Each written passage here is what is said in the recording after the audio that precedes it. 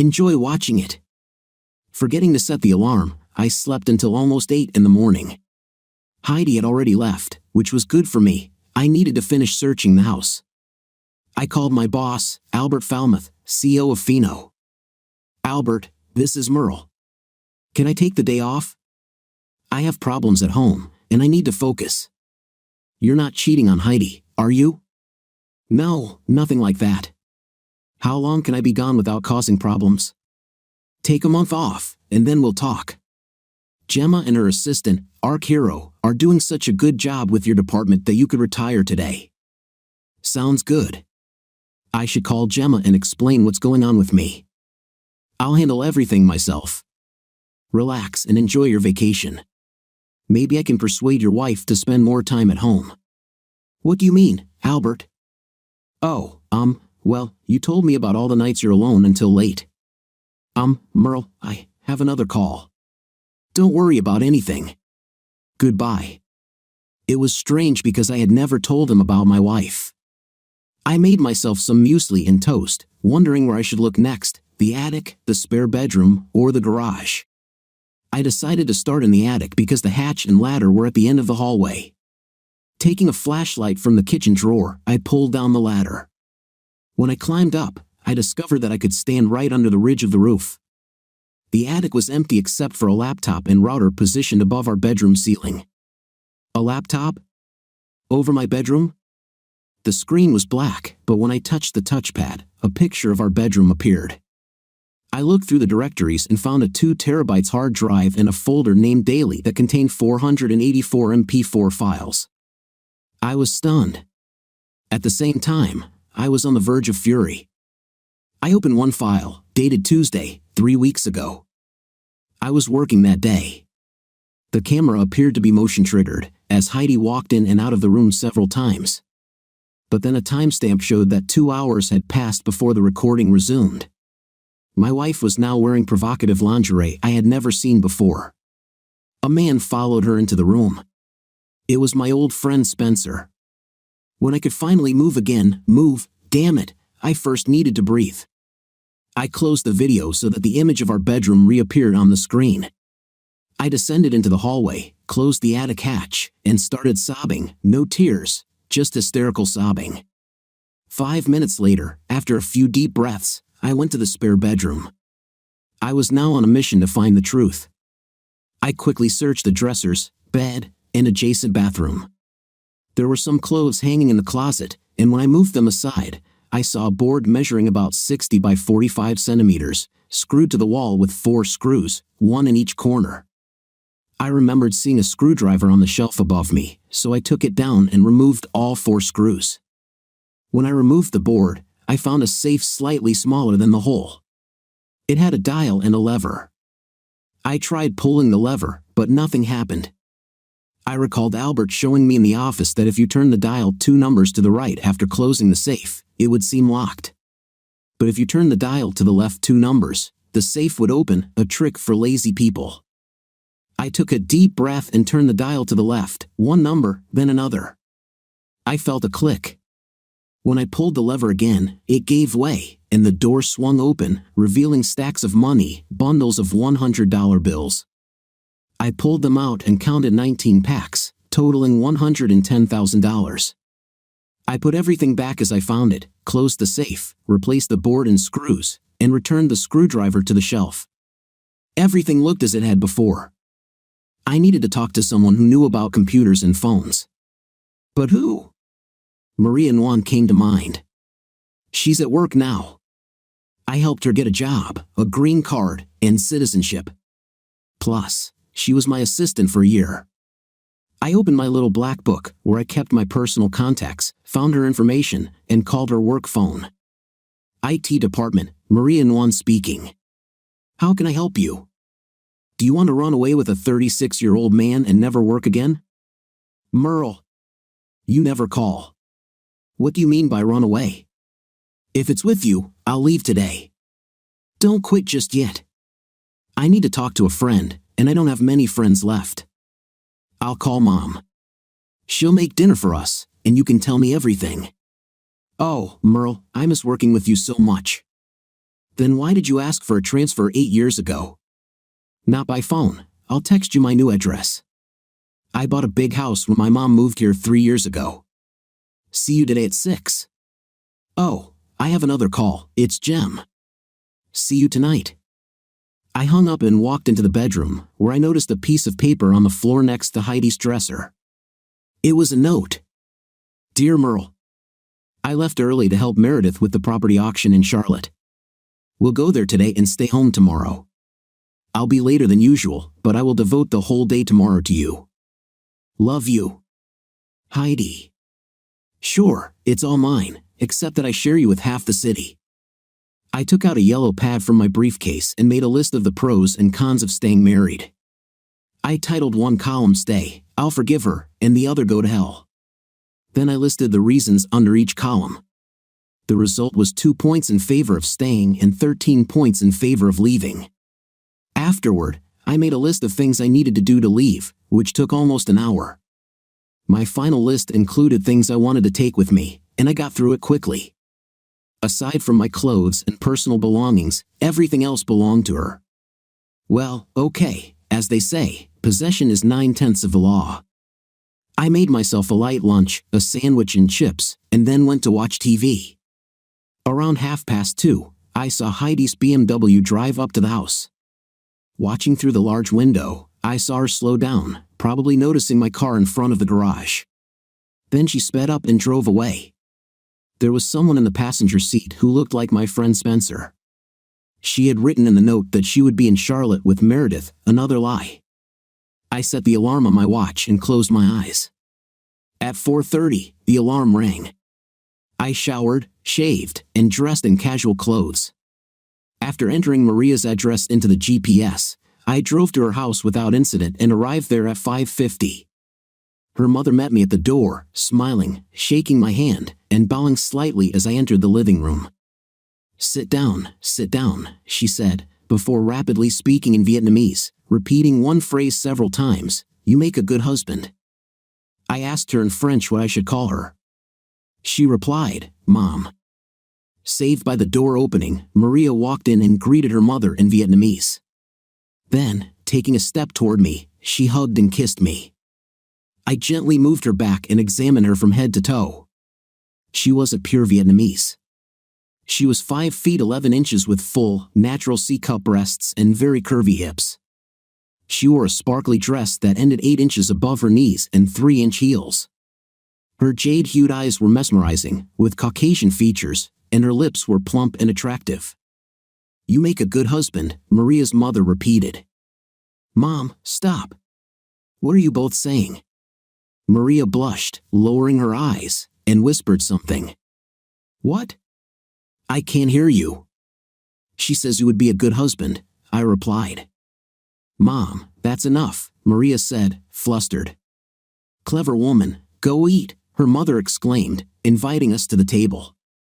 I went into their small bathroom, washed my hands, and then sat down at the table.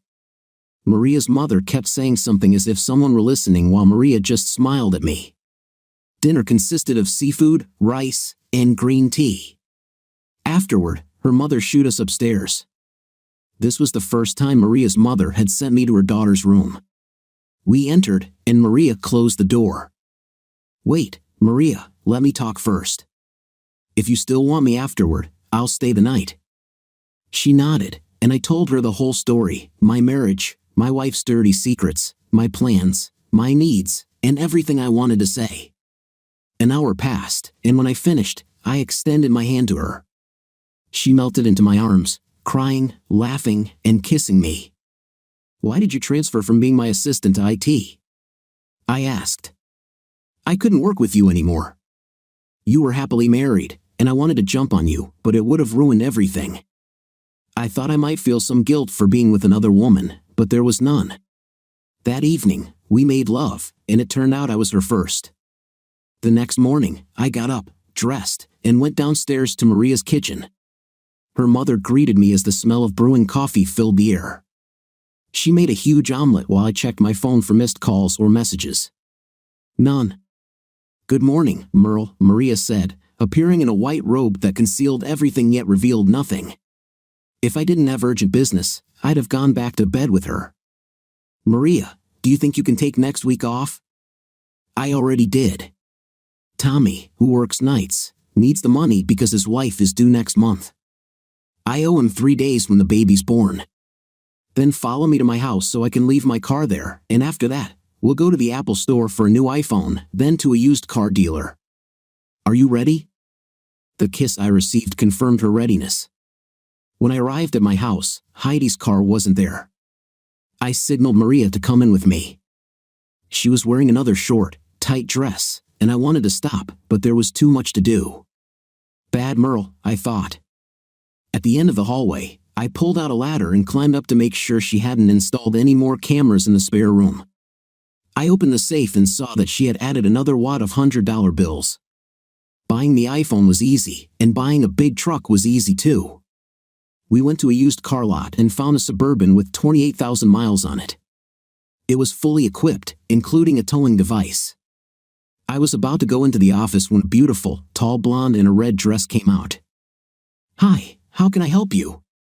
How much do you want for this Suburban? I tried to sound casual. $149,795 plus tax, plates, title, and handling fee. Do you have trailers? Of course, honey. Follow me. Here it is, a 7x14 do4. Is that what you're looking for? Let's go inside and talk. When all the negotiations were over, I purchased the Suburban and trailer for $158,500 in cash. I agreed to bring the cash receipt by Friday morning. The extra money in the transaction was to make the cashier's check personal, so we wouldn't have to report Form 8300 to the IRS. Maria took me home, and we promised each other that we'd be together forever. Heidi's car was still missing. After cooking and eating dinner alone, I went to bed. I felt Heidi get into bed around midnight. I woke up at 4 a.m. to the alarm on my watch. I took her phone and went to my home office, removed the battery, and closed its terminals, as Maria had shown me. After putting Heidi's phone back on the charger, I went back to bed and slept until my second alarm went off at 6:30. Heidi was still sleeping. I got up as usual, got ready for work, and made myself a bowl of oatmeal and a cup of coffee. While in the kitchen, I heard Heidi calling out. Merle. Merle. Yes, darling? Thank God you're still here. My phone isn't working. She walked into the kitchen in her robe, shaking her phone and frantically dialing numbers. She handed it to me, and I pretended to care, repeating her actions. It's dead. How about I take it to the Apple store and buy you the latest model? They can transfer all the data from your old phone to the new one via memory cards, and everything will be the same. I'll take the day off and work on it for you. But I need my phone. Can't we put my memory card in your phone? No, honey. I have a Samsung, and you have an iPhone. You can use my phone today. Today's Thursday, your easiest day of the week, right? Oh, well, yeah, I think that'll do. We exchanged numbers, and she looked like she was about to cry. Maybe on Sunday, we can go somewhere, spend some time alone, and talk? I muttered something incomprehensible, shrugged my shoulders, and left. I went to a local cafe for breakfast, then headed to the Apple store. I left Heidi's old, still functioning iPhone along with the new one with an Apple technician for the data transfer. Outside, I sat on a bench, enjoying the sunlight, thinking about Maria. About an hour later, the technician waved me back into the store. He had finished the job, and I signed Heidi up for a new plan, paying for a year in advance. Next, I went to a different bank than the one I usually use and opened a new checking account. After that, I headed to FCO and went into HR to change the beneficiary on my insurance policy from Heidi to Maria. I also changed my direct deposit account number to my new one. The last stop for the day was a conversation with Albert. When I entered his secretary's office, Marjorie's face showed obvious surprise. Merle, Albert wasn't expecting you today. No, I was running errands, stopped by HR, and thought I'd drop in to see Albert for a minute. Why? Is something going on? No, Merle. I'm sorry. Nothing's going on, you just surprised me. Albert said you were taking a month off. You don't usually use all your vacation time. Let me see if he's free. She pressed a button on the phone. Albert, Merle White wants to see you. Well, let him come in. When I arrived at Albert's office, he opened the door and shook my hand. Merle, come in. Can I get you anything? Coffee, tea, Sprite? I'm fine. Albert closed the door. Sit down, Merle. How can I help you? When we talked on the phone Tuesday morning, I had the feeling you knew something but weren't telling me. What's going on? Is there something I should know? Merle, nothing's going on, Albert, speak now. Okay. Gemma was going to leave, and the council didn't want that to happen. She wanted your job, and the council decided to promote you and give her your job. Okay, breathe, Albert. Slow down and start over. He told me again, this time more slowly. The gist was that my vacation had come just in time. The name on my door had already been changed, but a new position hadn't been created for me yet. Calm down, Albert. If you don't find me a job, I'll retire, sell some of my shares, and go live on an island. How many shares do I have? I'm not sure. Albert, you're a math genius. You know how many shares everyone bought in options. 250,000 shares. It wasn't that hard, was it? What's the price today? $21.53 at the opening today. How much does it cost? $383 million. I won't be living on the street, will I? Can I sell some now? I need to buy a new vehicle. How about 10,000 shares? I'll buy them from you out of my reserve account and write you a check today. That would be great. Now, tell me about Heidi. Your tone gave you away when you mentioned her on the phone. Albert sat motionless in his chair, looking at the floor. Albert, tell me about her. I know a lot more than you think. She dances at the Rebald Strip Club and works in the, back rooms in the executive suite. I know. My problem is, I'm the last person in town to find out. Does Greta know you go there and watch stripteases? Let's forget I said anything. Can I have the check now? Marjorie, come here. She entered, and after Albert explained what we were doing, she completed all the paperwork and wrote me a check for $1,215,300 from the checkbook in her safe. I got up and started to leave. Do what you can about work, but don't worry. Oh, and let's keep this conversation a secret. Heidi doesn't know that I know, and I haven't talked to her yet. Of course, Merle.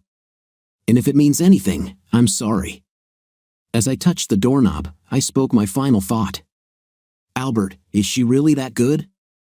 The word that describes her performances is wow times 3. As I said goodbye to Marjorie, I began to think. Asterisk Marjorie, you seemed very, very nervous when I came in. Have you talked to Heidi? Asterisk. Merle, why would you, think that I, did that? Thank you. You answered my question. Tell Heidi I said hi. Maria and I spent the rest of the day making Heidi's old phone a clone of the new one. Maria copied all the data from the SIM card to the cloud, and when she finished, everything Heidi received and sent via SMS was duplicated on the new phone and the old one. I kissed her and went home for dinner. My wife was cooking, so I washed my hands, and we had a nice dinner, our last. While I was clearing the table, she asked about her phone. I took it out of my jacket pocket and handed it to her. As I finished rinsing the plates, I asked, Heidi, why didn't we have children? We were both tested. She wasn't there. I looked down the hallway and saw the bedroom door was closed. I lay down on the couch with her old phone and started reading the text messages. I read messages from Meredith, Spencer, Devin, and the mayor. They all hurt my pride, but there was no point in crying. When the bedroom door opened, I covered the phone and sat up. She stopped, looking shocked to see I was awake. She had changed into a dress and was holding her purse and car keys. Where are you going? It's pretty late. I always go dancing on Thursdays. Don't you think you want to spend some time with your husband? Remember me? Merle, honey, Meredith is waiting for me. I can't let her down. Really? You can only let your husband down? Whatever. Where's my damn phone, Merle? Watch your language. She took my phone out of her purse and handed it to me. I roughly snatched it from her and turned away. When I didn't hear her leave, I turned around and barked. What the hell are you waiting for, Christmas? You can't let poor Meredith down. Go away. She ran out the door and drove off. I woke up a little late Friday morning, and Heidi wasn't in bed. Her side was untouched, so she had probably slept elsewhere. It seems she often did that. After breakfast, I drove to my new bank and deposited the check from the sale of shares into my account. They should have talked to Albert before issuing me a cashier's check to purchase the Suburban. I picked up Maria, and we went to get my new used car. We drove back to her house, and I parked the Suburban and trailer behind the barn. After that, we went back inside and ended up in bed. At 6 o'clock, we kissed, and I went home. Tomorrow is moving day. I cooked dinner alone again and went to bed. I was almost asleep when Heidi called me. Merle, Meredith, and I are in Charlotte. Debbie Messer's husband was hit by a drunk driver today, and we're here to support her. I probably won't be back until Sunday morning, if that's okay. I muttered something incomprehensible, but she didn't seem to hear and hung up. I don't know any Debbie Messer, and I don't think I care. Now fully awake, I got dressed and began erasing my presents from the house. I packed all my clothes, leaving the suits on hangers, and packed 12 pairs of shoes and boots.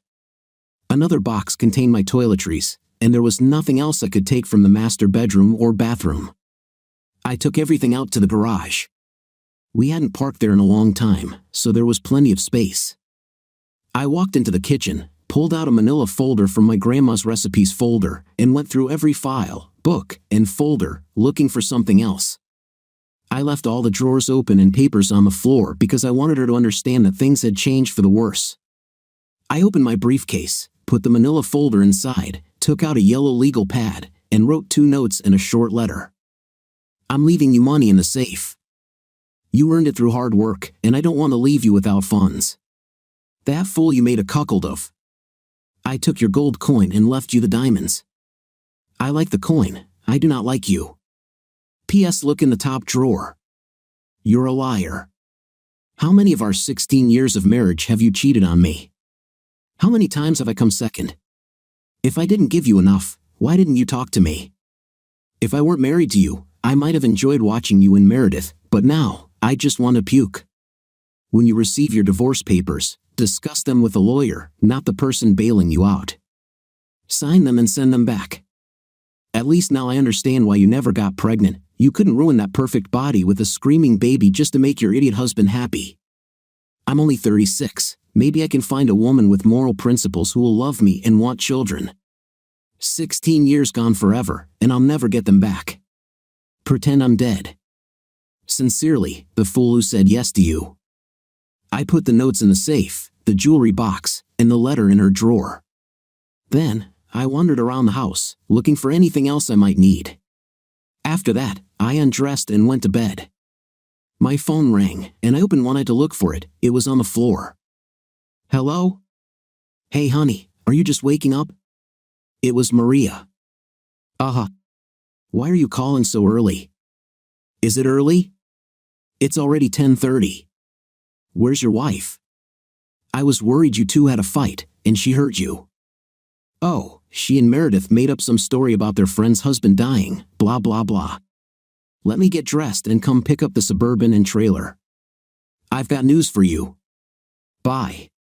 Love you, my Maria. It was 12:30 when we arrived back at my house in the Suburban.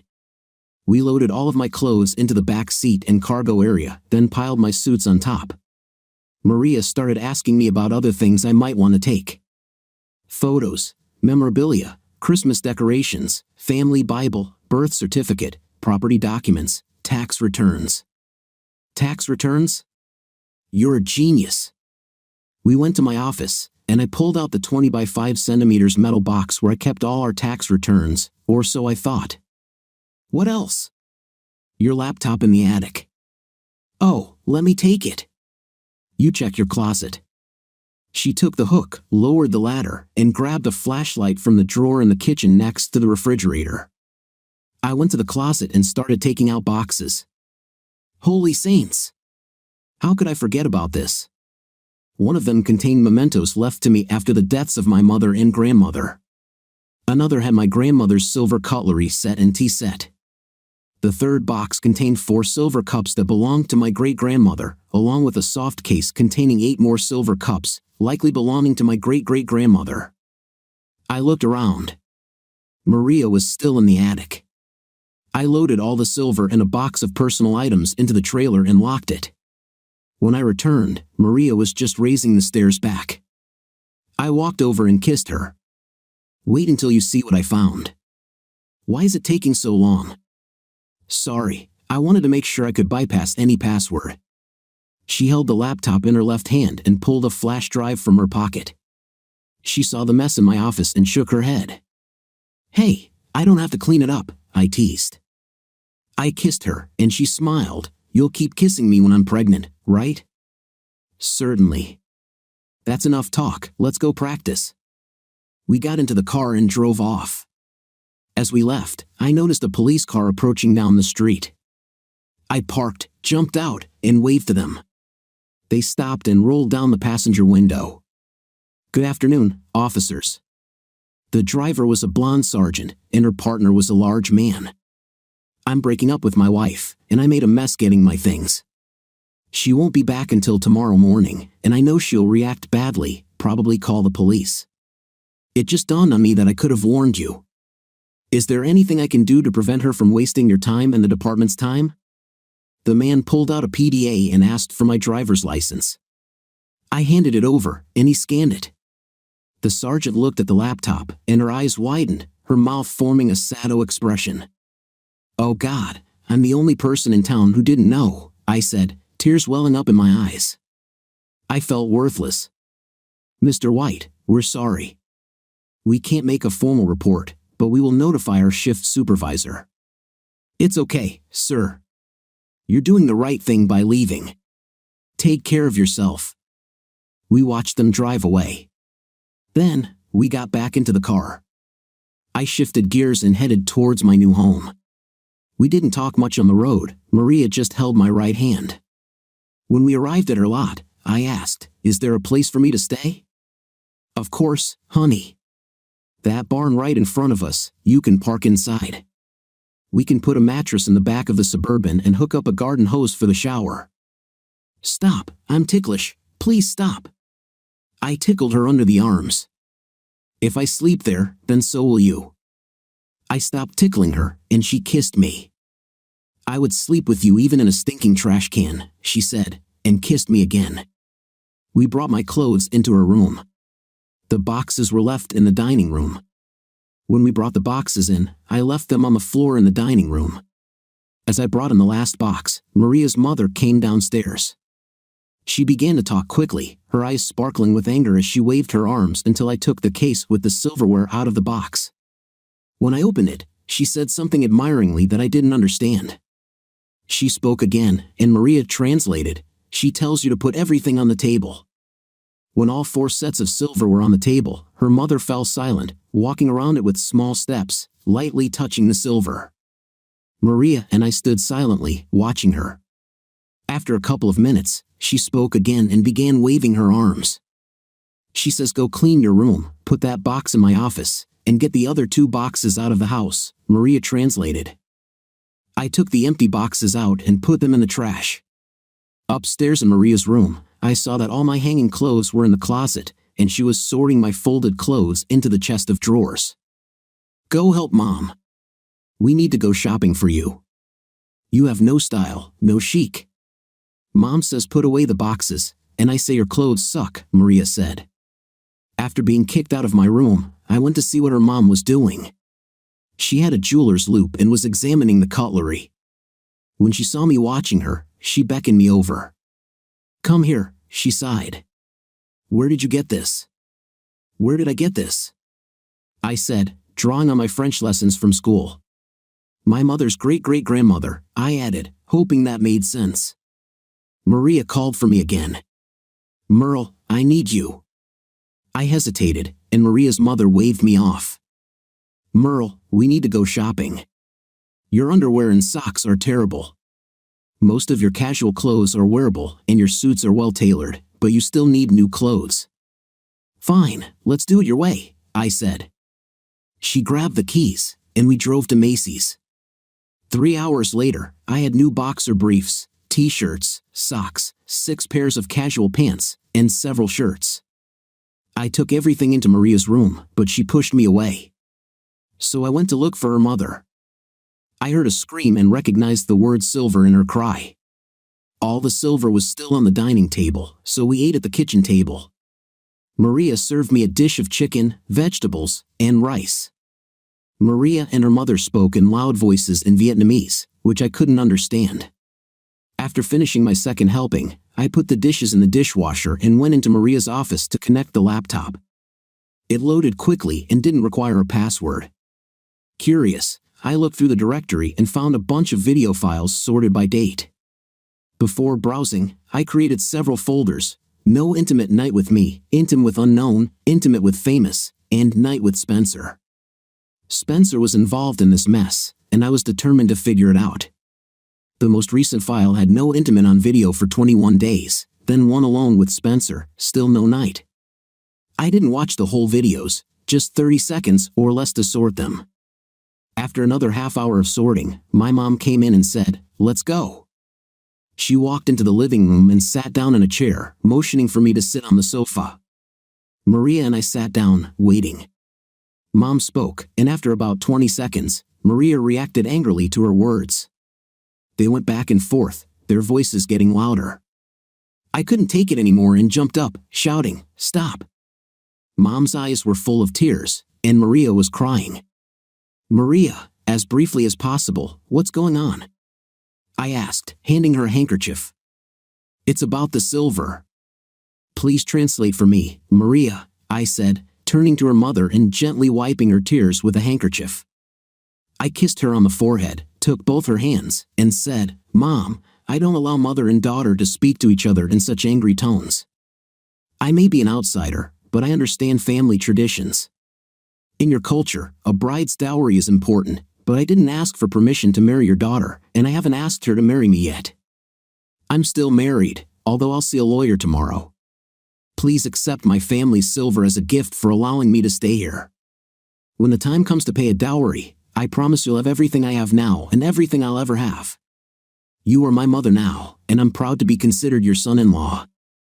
Mom motioned for me to sit in her chair. She looked at Maria, said a few words, then turned to me and began to speak. Her speech was short, and when she finished, she kissed me on the forehead, both cheeks, and then smiled, lightly tugging at my ears. She nodded toward Maria, who was still sobbing. Maria stood up, and we hugged tightly. Mom says she accepts your gift, but there will be no dowry. You will marry me and give her many grandchildren. She also says they'll probably have your big ears, Maria said with a smile. It's time to sleep, she added. I walked quickly towards the stairs, ready for rest. The next morning, Maria woke me with a kiss. I'm going to work. I'll be home around 6. Don't worry while I'm gone, she said. After getting up and heading downstairs, Maria's mom made me breakfast, Vietnamese scrambled eggs. After getting myself in order, I called the law firm that had worked for my father and 3 other generations of the White family. After being put on hold for a few minutes, my father's last lawyer answered the phone. Merle White, how are you feeling, son?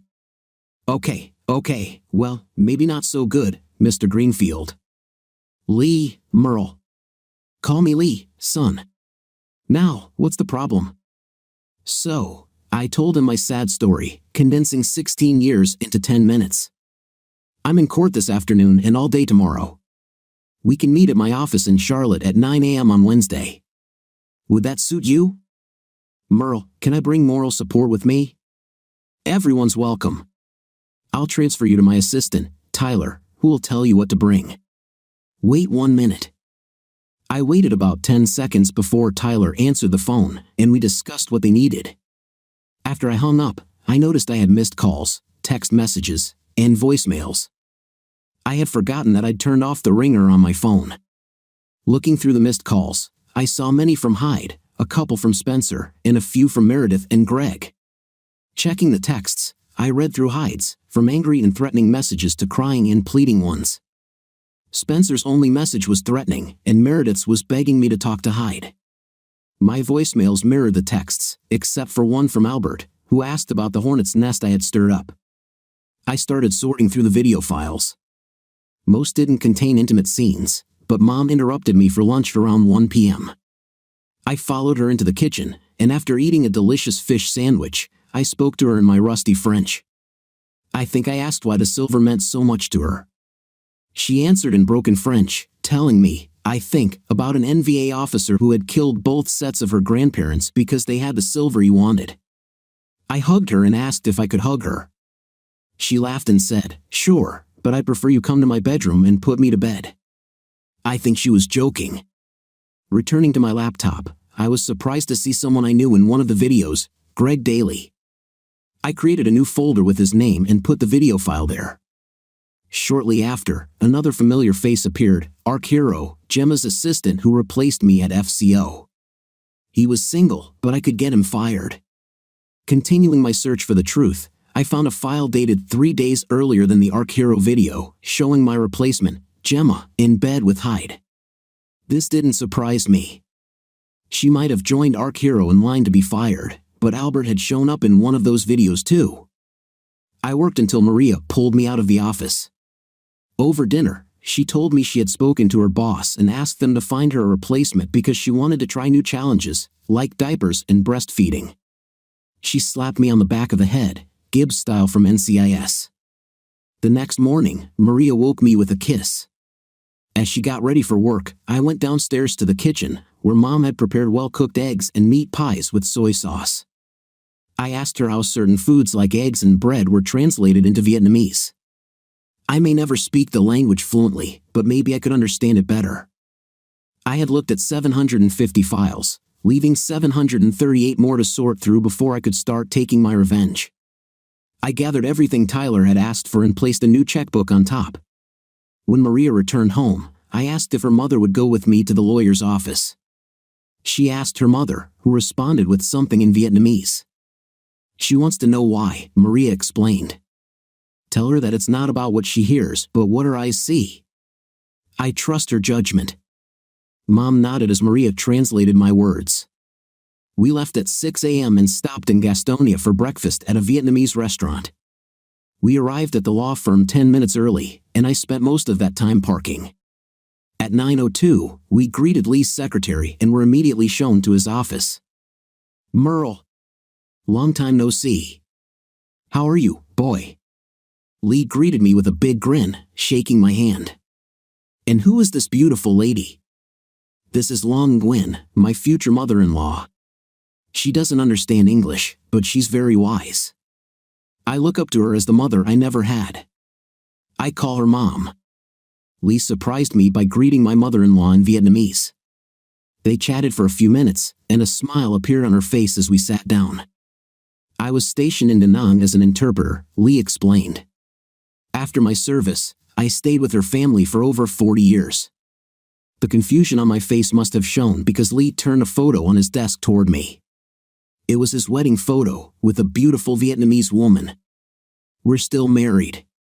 What about you, Merle? There isn't even paper, let alone ink on it, I replied. You move fast, boy. The ink on your divorce hasn't even dried, and you already have a replacement. I've known Maria for 8 years. Back then, everything seemed fine at home, or so I thought. I see. Lee pressed a button on the phone. Let me call my assistant, and we'll get started. Tyler, can you come in here?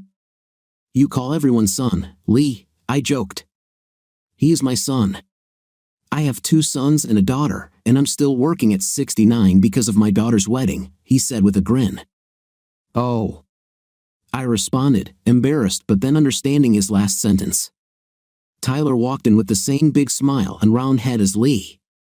We spent over an hour going through the documents I had brought, discussing the terms I wanted, and answering questions.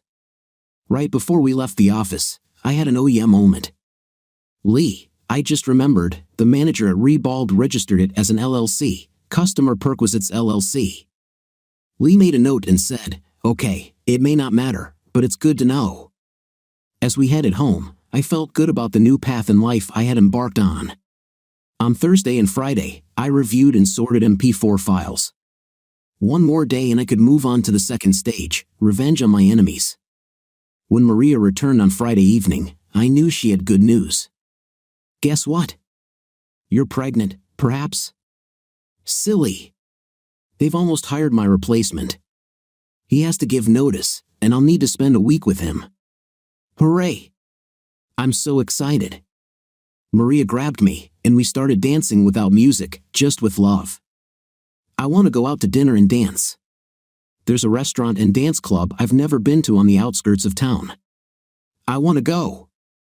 We got dressed up, went out, and had a wonderful date. I woke up early Saturday morning, eager to finish sorting through the remaining files. Maria wanted to help, so I copied the Spencer video onto a flash drive. If you have a program that can convert speech to text, that would help a lot. While she worked on her desktop computer, I continued on my laptop. After lunch, we kept working, and I finished at 4:15. Merle, I have 6 of the 20 transcribed and printed out. You don't need to decipher any more to understand that this man is beneath contempt. On Monday, you'll begin your revenge, starting with him. I took the pages she handed me and read them. Once I was done, I shredded all the documents and told her she didn't need to transcribe any more scenes. Spencer must disappear forever, I said. We ate what Maria cooked since Mom had dinner with Duong. Maria prepared breakfast the next morning while I read the Sunday newspaper. We spent the day lying in the sun, thinking of baby names, planning the wedding. I slept until 8, and Maria had already left for work. I was wandering around the house when the phone rang. It was Lee. "Hey, Merle. We've prepared everything just the way you wanted. With what you told me about the reasons for the divorce and the videos you have, you can use that if she doesn't want to sign. I can't handle that for you, though, since it might look like coercion. I also found out that for the last 6 years, your tax returns were filed as married but filing separately. Did you know about this?" "No, but nothing surprises me." She handled our taxes for about 6 years, saying she was doing her part around the house. Even the IRS knew her secret before I did. I have a few questions. When should I file, and when do you want her served? Serve her as soon as possible. Can you get it to her today? Certainly can. I'll call you back. I grabbed my car keys and told Mom that I was heading out and would be back soon. I drove to my house, entering the street from the opposite side. Her car was parked in the garage next to Meredith's. I quickly left and returned home. It's strange to think about it, but Maria's house is now my home. I dialed Lee again. "Lee, she never does anything on Mondays." I checked, and she's there with her best friend, Meredith. At 2:21, Tyler called me back. "Hey, Merle. Heidi was served the papers at 2:05 today." On Tuesday morning, I thought out my plans for revenge without writing them down, so my mind couldn't testify against me. There were 4 men and 1 business I wanted to destroy. First was Mayor Rudolph Burns. I had several videos I could send to the newspapers to ruin his career. Then there was Devin Durand, owner of Rebald Strip Club. I was going to burn it down, I just needed to find someone who could help me. The police chief had covered up numerous complaints about the club's disruption of public order, so he would go down with the mayor. The last target was my old friend, Spencer McCoy. He made Heidi who she is now, and I would deal with him personally. Of the 34 men in the video, she had only slept with him once, but my gut told me to start with him. I knew 2 of the other men, and I planned to talk to them. The first was Bradley Smith, the high school principal. His first year as principal had been my senior year. I drove to the school and waited for him to finish a meeting. When he came out, he recognized me and invited me into his office. "Hey, Merle. I haven't seen you since your 15th birthday party, 3 years ago. What brings you here?"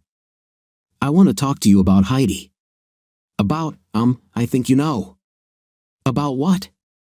"Well, you know, how and where did this happen?" Spencer McCoy came to me about a year ago, asking for advice on some personal issues. We got into his car, and he took me to Rebald. I'd never been there before, so I didn't think much of it. There she was on stage, fiery redhead, my wife. Spencer paid for a private dance in the back room. I finished my drink and followed her in. Immediately after I sat down, I lost consciousness. When I woke up, I was back at school, and Spencer was holding an ammonia capsule under my nose.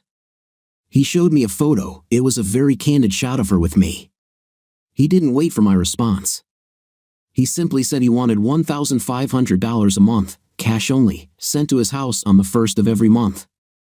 I've been crying ever since. What about my house? It was strange. Heidi, or the fiery redhead, called me and invited me over one morning. I knocked, and she pulled me inside and had a night with me. Then she told me to get dressed and get out. I didn't see her again. Maybe she thought he didn't get his money's worth at Rebald. I told him to hold on and stay alert. The second person I needed to talk to was David Van Ark, a neighbor, art gallery owner, and accomplished artist. He lived 3 houses away from me with his wife, Patina. Driving my Suburban, I parked in front of their house and walked up to the porch. After ringing the doorbell, I looked around their yard, admiring all the flowers Patina had planted. "Hey Merle, please come in." "David, Merle is here." I walked in and looked at Patina. They were both over 50, and she was still beautiful. "Merle, long time no see. How are you?" "There have been better weeks." "I need to talk to you alone, David." "We can talk in my studio." When I entered the studio, my senses were on overload, enveloped in the colors and the scent of flowers and vases throughout the room. My conversation with David went the same way as it had with Bradley, except that David was paying $1,500 a month. "That's why I paint so many paintings now," David said. "I need to replenish the money I took from our world travel fund without Patina knowing." "David!" Patina entered the studio and approached him. "Spencer was here 2 weeks ago, chatting about your misdeed and also about your visit to Merle. He thought I would be so angry that I'd want revenge with Night. He made a mistake. I tried to tell you, but I was afraid you might hurt him and end up in jail." David began to cry, and Patina hugged him. I explained that I would deal with Spencer and give them their money back. Spencer will be the first to go down. The next morning, I put together a package of evidence for Sarah, Spencer's wife. I drove past my old house, and Heidi and Spencer's cars were parked next to each other. This would make things easier. I took a couple of photos of the 2 cars side by side in my driveway, in case Sarah needed further proof. Driving to Spencer's house, I imagined Maria pregnant. All too soon, I parked next to Spencer's house. There was a Ford Taurus in the driveway and a for sale sign on the lawn. Taking the bag from the back seat, I walked to the front door, which was open. I shouted, "Sarah, are you there?" I heard the click of heels on the wooden floor, and as she turned the corner, a big smile appeared on her face. "Merle, where have you been? So much time has passed. How's Heidi?" "Wonderful. Why are you selling?" "Spence didn't tell me anything about moving. He bought a new house in Thousand Oaks and paid cash. He even put it in my name. All the bonuses he received and some investments he made brought in great returns. I need to talk to you. Spencer is in big trouble." I sat Sarah down and briefly told her my sad story. When she mentioned Spencer's computer was still in the house, I played one MP4 file showing him and Heidi in my bed. After night, they were saying nasty things about Sarah and me. I showed her some photos of him and Heidi. I explained his extortion schemes and the money he earned. Sarah looked sad but didn't cry. I've long suspected he was cheating on me. "Can I take the CD and photos for my lawyer?" "Yes, but wait a few months to file for divorce. He's gotten involved with some really bad people, and I'm not sure he'll survive. Since he gave you a house, change the locks. If you need money, don't be afraid to ask. You and I are the real victims of this Greek tragedy. I'm rich because of stocks I bought at work, so if I help you, I'll be hurting Spencer. What about Heidi? Will you try to save the marriage? I may forgive her someday, but I will never be able to love her again unless there's divine intervention. I've reconnected with someone from my past, and I'm head over heels in love with her now.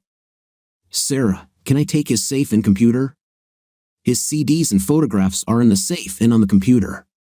Take them. I'll go home. I handed her 2 business cards, one for the locksmith and one of mine. Call this guy. He's honest and reliable, and he owes me. Say my name. I'm serious, call me if you need anything. I kissed her forehead. As she pulled out of the driveway, I dialed Maria's number. Maria, you said you have a brother in the city? I need a little help moving a safe. I'll call him and give him your number. While I waited, I looked at Heidi's old phone and went through her messages. I watched the last one from Spencer, *baby, I'm coming, and we're going to spend all day and all night catching up. *. My phone rang. Hello? My sister said you need help. I have a safe that needs to be loaded into my trailer. I gave him the address and the dimensions of the safe. Someone will be there in 45 minutes. I'll be waiting. We disconnected. 35 minutes later, a van arrived. 2 men came out with a cart. They loaded the safe onto my trailer and told me to call when I unloaded it. I grabbed the computer unit and drove home in my Suburban. The man was waiting for me at Maria's barn and introduced himself as her brother, Duong. After we unloaded the safe into Maria's barn, I covered it with a tarp. I asked Duong hypothetically if he knew anyone who could make a body disappear and if he knew where to get a clean pistol with a silencer. He said he would get back to me with an answer. I returned to the barn and examined the safe. People are so stupid. Spencer had taped a scrap of paper with the combination to the back of the safe. Upon opening it, I found additional photographs, CDs, personal papers, a will, and a stack of cash totaling $196,541. I left the money and burned the photos and CDs. I packed the personal papers to give to Sarah. My phone rang. It was Duong, saying, "Can this happen tonight?" Yes. He gave me the address, told me to drive my own car, not the Suburban, and to take $120,000 with me. I told my mom I was leaving and took $12,000 of Spencer's money with me. I drove to the address they gave me, which turned out to be a shopping center parking lot. I parked, and a van parked next to my passenger door. Duong got into my car with a packet in his hands. "This is what you asked for," he said, handing me the packet and a piece of paper. I gave him 2 stacks of $100 bills wrapped in newspaper. Follow the instructions exactly. He got out, and the van drove off. I read the instructions and drove to Spencer's house. When I was almost there, I called Spencer, hoping he was busy with something. "Spence, I'm at your house. There are 3 guys in your driveway with a truck, and they're trying to load your safe into the truck. Stop them." "How?" "It's 3-1. "Okay, I'll be there soon." I parked in his driveway and turned my car west on the road out of town. 15 minutes later, his car screeched around the corner and slid into his driveway. He got out, and I yelled at him to get in my car. They just left. "Sit down." The safe was gone. He believed me and got into my car. I drove quickly, following the road out of town. As I drove to my destination, Spencer continually complained, cursed, and grumbled about how unfair life was. When I stopped 100 feet from the dump, he fell silent. "That's the truck that took your safe. Drive through the gate." I pulled in and drove around until I found the lane I was supposed to be on, marked with a sign that said, "Confession is good for the soul." I drove along this lane until I reached an opening with a crane overhead and parked. As soon as Spencer asked, "Is this my safe?" I walked out, closed the door, and leaned out the open window, holding a .22 pistol with a silencer. He didn't even notice that I had a vinyl glove on my right hand. The shock on his face said it all. "Spencer, I ask questions, and you answer. Mess with me, and you'll get hurt. Nod if you understand." His head jerked, but when I moved my right hand, his head nodded more vigorously. "Fine. Now, did you install a laptop above my bedroom ceiling with a camera and a smoke detector?" Yes. No buts. Did you blackmail Heidi by threatening to tell me about her actions if she didn't sleep with you? Yes or no? He sighed and lowered his head. Yes. How many people are you blackmailing for their intimate misdeeds that you caused? About 60. Does Sarah know? No. Please don't tell her. Last question. Why do you hate me so much? She's too good for you, Merle. You don't appreciate her. I killed him. I walked to the exit of the landfill, where Duong picked me up and took me home. He stayed for dinner, and we had a great time eating and talking. As he was leaving, he stopped and looked at the silver. Did you give all this to Mom? I nodded. He smiled.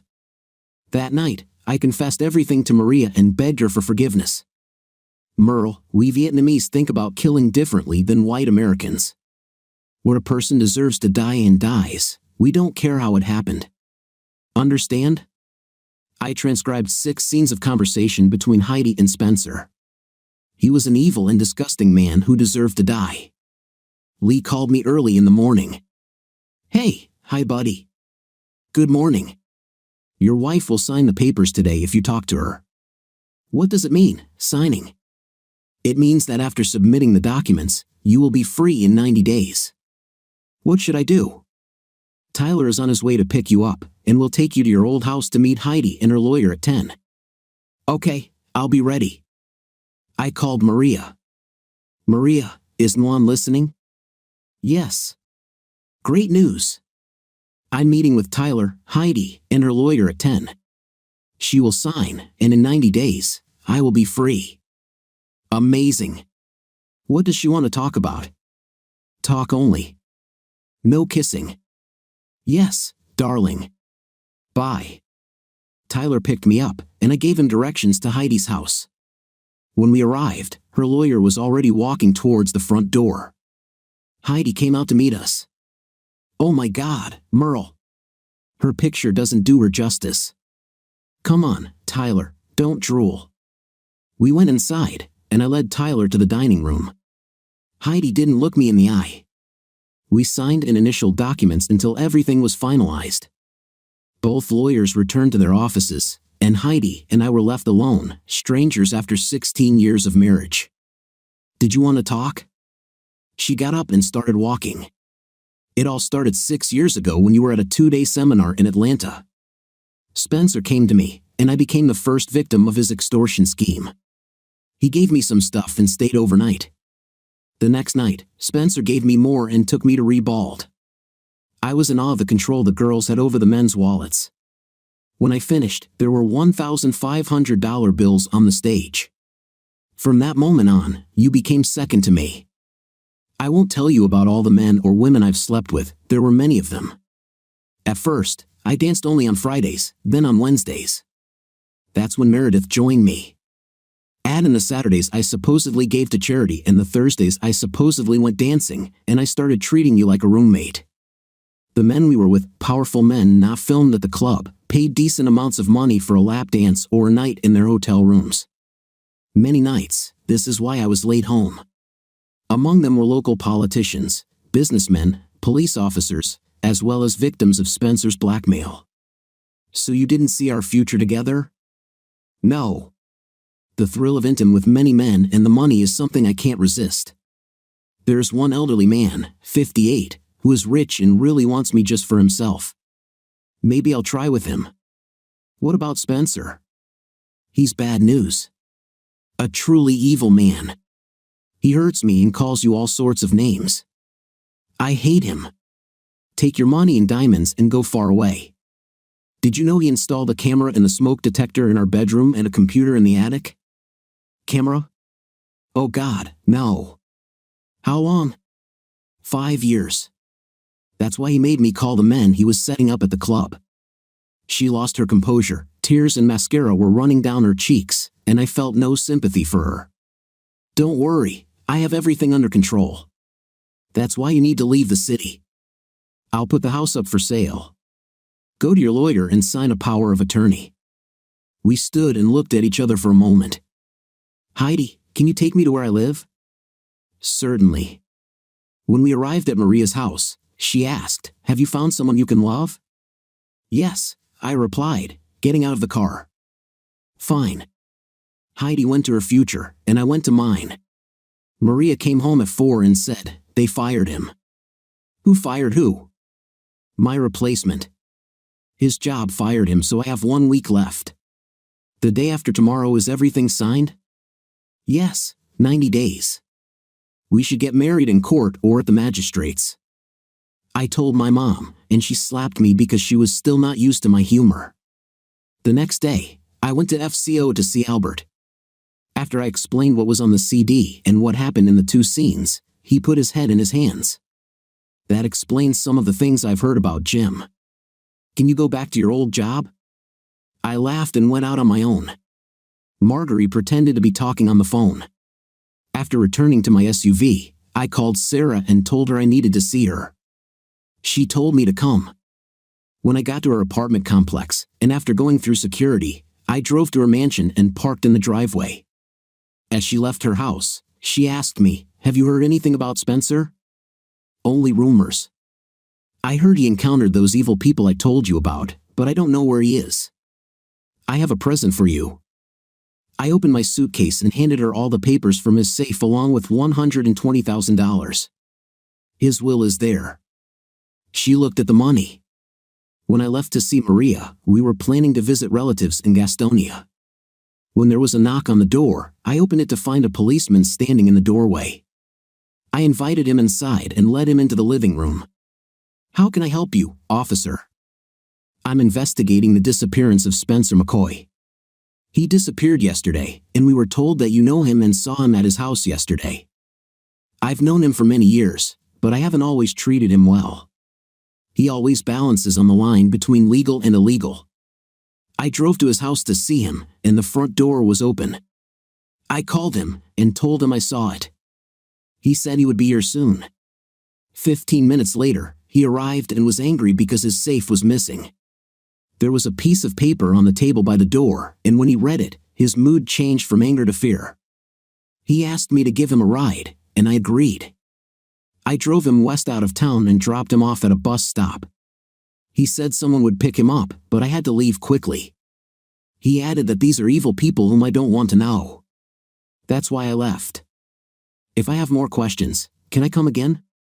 "Of course, officer." When he left, Mom and Maria hugged me from both sides.